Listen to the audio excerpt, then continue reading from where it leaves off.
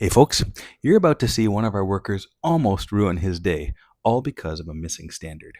For years, different departments used different colored rags all across our factory, with no standard rules or consistency. One team would use a brown cloth to wipe kitchen counters, while a different department would use the same color cloth to clean the urinals. The result was ambiguity, confusion, and no one knew if it was safe to touch a rag. So, to fix the problem, we matched the color of the cloth to a specific function and then rolled this out as a factory wide standard. Yellow rags were only to be used on surfaces like tables and sinks. Blue rags are for machines, equipment, or walls. Green are for people to use if they're hot or dirty. And brown is strictly for toilets and washrooms. Now everyone knows which cloths are appropriate and safe to use. Back to our worker. Since this was a brown cloth, someone had just cleaned the toilet with it.